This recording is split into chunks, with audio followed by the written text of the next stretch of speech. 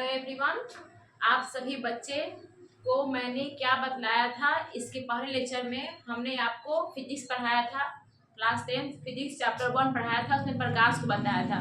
प्रकाश के बाद हमने बताया था पारदर्शी पदार्थ क्या होता है, अपारदर्शी क्या होता है, अर्धपारदर्शी क्या होता है। इसके बाद हमने बताया था प्रकाश के परावर्तन क्या होते हैं, और फिर बताया था कि प्रकाश के परावर्तन के नियम क्या होते हैं, कितने होते हैं, किस पे नियम लगते हैं, कैसे करते हैं। सारी बात हमने आपको इसके पिछले लेक्चर में आपको अच्छी तरह समझा दिया है।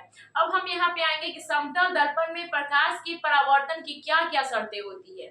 जो भी आपका समतल दर्पण, जो घर पे जो आईना आप यूज करते हो अपने चेहरे को देखने के लिए, अच्छे चेहरे को देखने के लिए आप घर पे जिस आईना का यूज करते हो वह आईना होता है कि आपका समतल दर्पण होता है। तो समतल दर्पण की कुछ कुछ शर्तें होती है। समतल दर्पण परावर्तन की कुछ कुछ शर्तें होती हैं। हमें आज इस शर्त के बारे में हम आपको बताने जा रहे हैं कि क्या क्या शर्तें होती हैं। ठीक है, अब देखिए पहला शर्त क्या होती है समतल दर्पण में। वहाँ क्या लिखा है, अपनी पूरी आकार की प्रतिबिंब देखने के लिए अपनी लंबाई का आधा दर्पण होना चाहिए। समतल दर्पण की जो फर्स्ट शर्त होती है क्या होती है कि अपनी पूरी आकार की लंबाई देखने के लिए आपको दर्पण कैसा होना चाहिए। आपका दर्पण आपके लंबाई का आधा दर्पण होना चाहिए।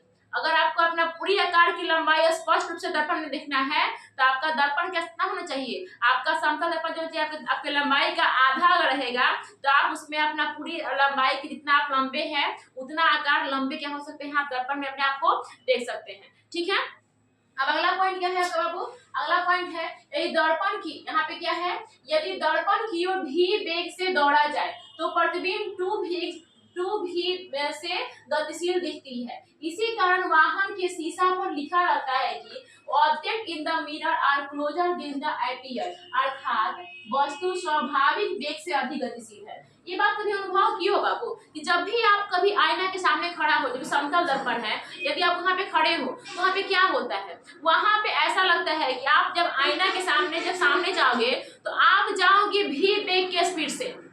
आप जाओगे भी वेग के स्पीड से, कहने का मतलब कि आप जाओगे 4 मीटर पर सेकेंड की वेग से। आपको प्रतीत ऐसा होगा दर्पण में बाबू कि आप 8 मीटर प्रति सेकेंड की वेग से दर्पण की ओर जा रहे हो। अब जाओगे भी वेग से, लेकिन प्रतीत क्या होगा कि आप 8 मीटर पर सेकेंड की वेग से दर्पण की ओर जा रहे हो। तो समतल दर्पण की दूसरी शर्त क्या होती है कि जब कोई वस्तु भी वेग से दर्पण की ओर आती है तो प्रतीत ऐसा होता है कि वह टू भी वेग से वस्तु हमारी ओर यानी दर्पण की ओर आ रही है। इसीलिए आपके गाड़ी पे लिखा रहता है, गाड़ी के शीशा पे लिखा रहता है, किसी किसी गाड़ी पे देखिएगा ऑब्जेक्ट इन द मिरर, क्या लिखा था बाबू, object in the mirror are closer than the appear. जबकि ऑब्जेक्ट है ना वो स्वाभाविक गति से क्या है, ज्यादा गतिशील है। स्वाभाविक कहने का मतलब कि जो उसका रियल गति है ना उसकी तुलना में वह दोगुना ज्यादा गतिशील है। ठीक है ना, तो यही इसका बात होता है। मतलब कि समतल दर्पण की दो शर्त समझ गया।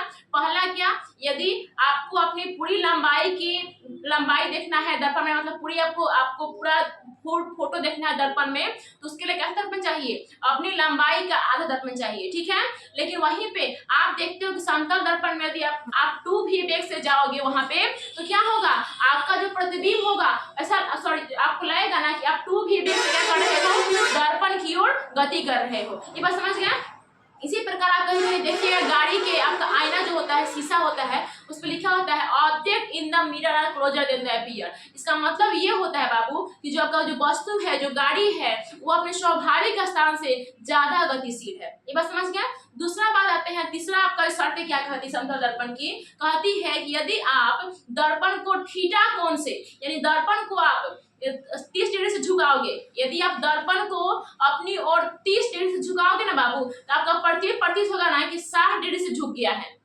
आप यदि दर्पण को 30 डिग्री से अपनी ओर झुकाओगे तो प्रतिबिंब ऐसा प्रतीत होगा आपका बाबू, उस पर जो आपका फोटो बनेगा ऐसा प्रतीत होगा कि आपका जो प्रतिबिंब है वो 60 डिग्री से झुक गया है। वही बात हमने यहाँ पे लिखा है, यदि दर्पण को थीटा कोण से घुमाया जाए, यदि दर्पण को थीटा कोण से घुमाया जाए तो प्रतिबिंब टू थीटा कोण से घूम जाती है। जब प्रतिबिंब होती है बाबू वो कैसे घूम जाती है, टू थीटा कोण से घूम जाती है। तो ये बात हमने यहाँ पे लिखा है। अगला पॉइंट हमने क्या लिखा है, वस्तु दर्पण से जितनी दूर पर होती है दर्पण के अंदर प्रतिबिंब उतना ही दूरी पर होता है। देखिए बाबू आप भी गौर किए होंगे, आप यहाँ पे सामने आपकी क्या है, दर्पण है।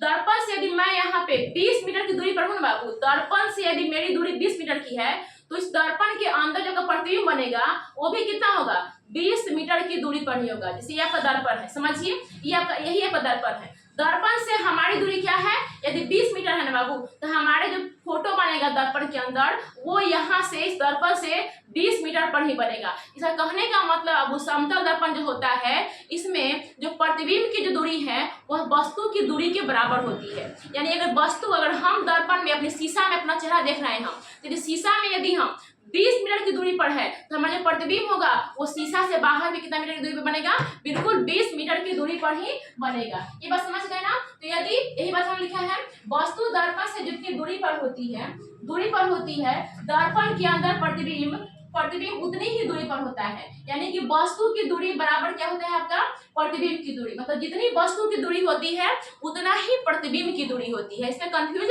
मत होइएगा। ये शर्तें किसके लिए होती है, सिर्फ और सिर्फ समतल दर्पण के लिए होती है। याद रखिएगा बाबू, ये जो शर्त होती है सिर्फ और सिर्फ समतल दर्पण के लिए होती है, बाकी किसी दर्पण के लिए शर्तें नहीं होती है। ये बात समझ गए आप। अगला पॉइंट क्या है बाबू आपका, प्रतिबिंब पार्श्विक रूप से उल्टा बनता है। कभी आप गौर किए बाबू, कभी आप आईना के सामने खड़ा होकर के कभी खाना खाए हो या फिर कुछ भी किए हो, कैसा आपको लगता है? आप देखना बाबू, खाना खाते हुए आप आईना के सामने कभी खड़ा हो खाना खाना, आप खाना किस हाथ से खाते हो, अपने राइट हैंड से। आप जब खाना खाते हो तो राइट हैंड से खाते हो, लेकिन आईना के सामने ध्यान से देखोगे ना बाबू तो आपको ऐसा लगेगा बाबू कि आप जो खाना खा रहे हो अपनी बायां हाथ से खा रहे हो। यानी कि जो समतल दर्पण में आपको जो प्रतिबिंब बनती है ना वो पार्श्विक रूप से उल्टा बनती है। कैसी बनती है? पार्श्विक रूप से उल्टा होता नहीं है, लेकिन अनुभव होता है। अनुभव क्या होता है, जैसे आप खा रहे हो दाहिना हाथ से, उसमें लगेगा कि आप बायां हाथ से खा रहे हो। आप खाना जो खा रहे हो दाहिना हाथ से खा रहे हो, लेकिन जब अपने समतल दर्पण अपने आप को देखोगे तो ऐसा लगेगा कि आप बायां हाथ से खाना खा रहे हो। इसका कहने का मतलब क्या होती है, इसकी एक और शर्तें होती है कि प्रतिबिंब पार्श्विक रूप से उल्टा बनता है। क्या बनता है? प्रतिबिंब जो होती है दर्पण, समतल दर्पण में, वो पार्श्विक रूप से उल्टा बनती है। अगला पॉइंट देखिए बाबू, ये पॉइंट काफी इंपॉर्टेंट है, बहुत एग्जाम में पूछता है, ऑब्जेक्टिव भी बहुत पूछता है एग्जाम में।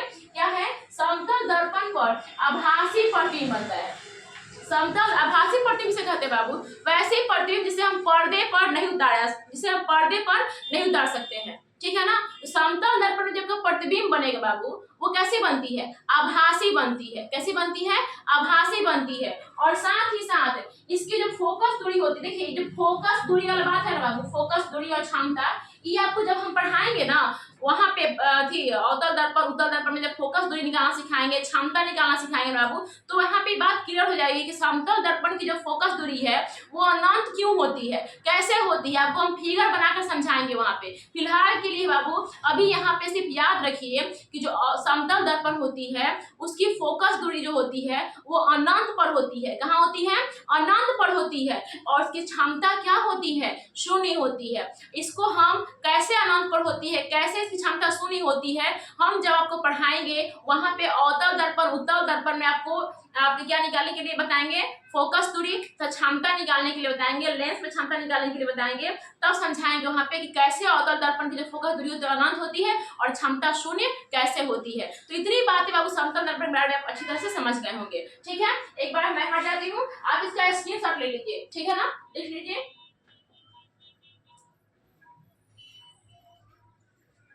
आई होप आपने स्क्रीनशॉट अच्छी तरह से ले लिया होगा बाबू। अब इसमें किसी प्रकार का कोई डाउट अगर आपको आता है तो कमेंट में जरूर पूछिएगा हमसे। अब देखिए, अब सवाल पूछता है एग्जाम में कि समतल दर्पण का कुछ उपयोग बताइए, कहाँ कहाँ समतल दर्पण का उपयोग होता है। जो समतल दर्पण होता है उसका उपयोग कहाँ कहाँ होता है, तो याद रखिएगा 2 पॉइंट होता है। पहला, बहुरूपदर्शी। समतल दर्पण का जो उपयोग होता है ना बाबू वो बहुरूपदर्शी में होता है। किसमें होता है? बहुरूपदर्शी में। एक मिनट रुकिए, मैं आपको दिखाती हूँ बहुरूपदर्शी कैसा होता है।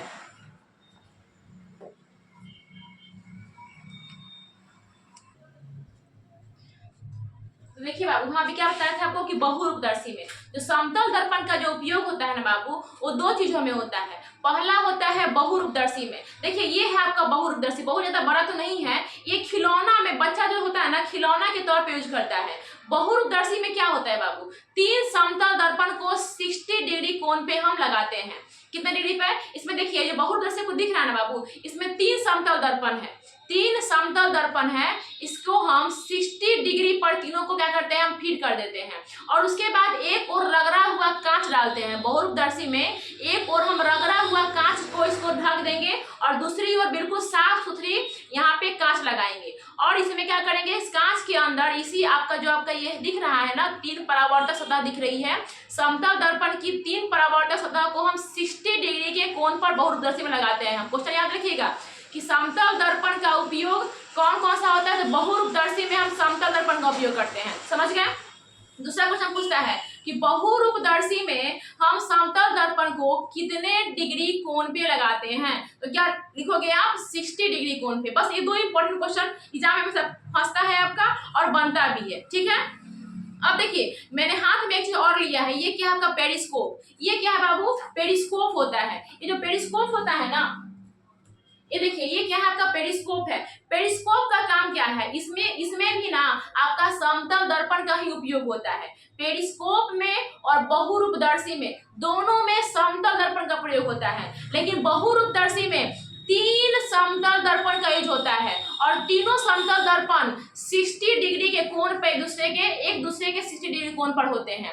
जो 3 समतल दर्पण होते हैं बाबू, वो तीनों एक दूसरे के 60 डिग्री कोण पर होते हैं। लेकिन वहीं पे अगर हम बात करें पेरिस्कोप का बाबू, तो ये इसमें जो दर्पण होते हैं, इसमें 2 दर्पण होते हैं।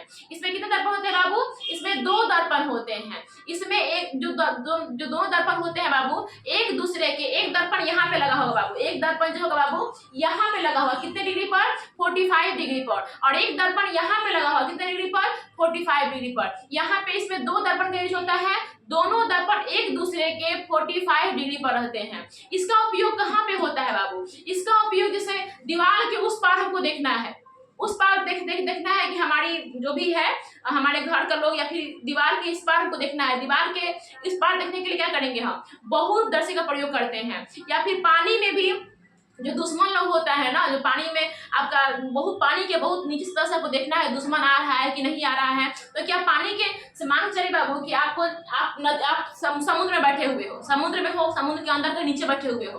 अब आपको देखना है कि आपके ऊपर जो आपका दुश्मन आ रहा है कि नहीं आ रहा है, तो क्या मुड़ी निकाल देखोगे समुद्र में से, अरे दुश्मन आ रहा है कि नहीं आ रहा है, जरा देखिए हम दुश्मन आ रहा है कि नहीं आ रहा है, गोलियां ठोक देगा, मर जाएगा तुरंत। समझ गए ना?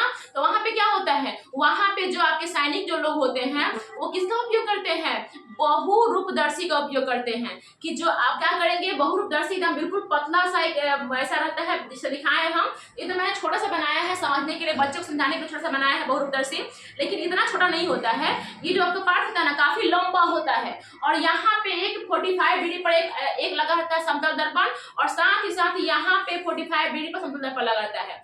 अब देखना है आपको, हमारे इंडिया वाले लोगों को देखना है कि जो भी पाकिस्तानी लोग हैं, यानी जो भी हमारा दुश्मन है, आतंकवादी है, वो आ रहा है कि नहीं आ रहा है, तो हम क्या करेंगे, यहाँ पे हम अपनी आंखें रखेंगे, यहाँ पे हम अपनी आंखें रखेंगे, और दूसरी आंखें इसको, ये जो आपका पार्ट है, ये जो वाला जो पार्ट है, इसको हम पानी के ऊपरी सतह पर रख देंगे ऐसे। जैसे यहाँ पे पानी आपका पूरा भरा पड़ा है, और यहाँ पे पानी के ऊपरी सतह पे इस पार्ट को रख देंगे, और दूसरा जो पार्ट है अपने आंख तक लगाएंगे। कहाँ पे लगाएंगे, हम अपने आंख के पास लगाएंगे, ठीक है। और इस प्रकार हम देखेंगे कि जो आपका दुश्मन आ रहा है कि नहीं आ रहा है।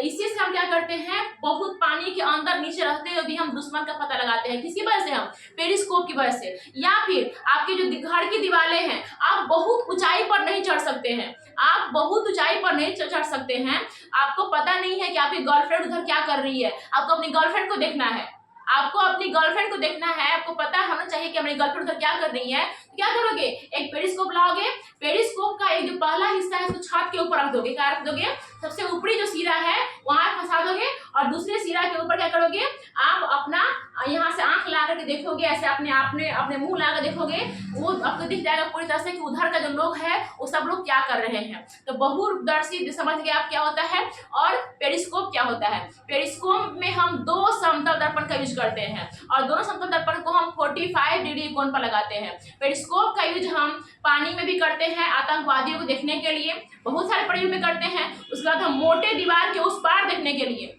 कि उस पार के लोग क्या कर रहे हैं, उस पार के लोग को देखने के लिए हम दीवार फाड़ के नहीं जाएंगे ना बाबू, तो दीवार के ऊपर क्या रख देंगे हम, पेरिस्कोप रख देंगे, और रखने के बाद यहाँ पे अपनी आंखें लगा करके उधर के लोग क्या कर रहे हैं सारी चीजें यहाँ पे आपको दिख सकते हैं आराम से पेरिस्कोप में, ठीक है ना। अब दूसरा बहुरूपदर्शी में क्या होती है, बहुरूपदर्शी में 3 समतल दर्पण का यूज होता है, लेकिन तीनों समतल दर्पण एक दूसरे के 60 डिग्री कोण पे होता है। तो ये बातें बाबू याद रखिएगा, ठीक है ना, काफी इंपॉर्टेंट होता है आपके एग्जाम के पॉइंट ऑफ व्यू से, तो इंपॉर्टेंट है ही है, साथ ही साथ किसी भी कॉम्पिटेटिव एग्जाम में भी सब क्वेश्चन पूछता है, जरूर पूछता है बाबू। इसलिए आप क्वेश्चन को देखिए बाबू, आप पढ़ाई सिर्फ क्लास में बोर्ड एग्जाम पास करने के पॉइंट ऑफ व्यू से मत पढ़िए बाबू, समझ गए ना। सिर्फ बोर्ड के एग्जाम को पास करने के पॉइंट ऑफ व्यू से पढ़िएगा ना तो कुछ कोई फायदा नहीं होगा। आप वैसा पढ़ो ना बाबू कि फिर दोबारा आपको पढ़ने की जरूरत ना पड़े।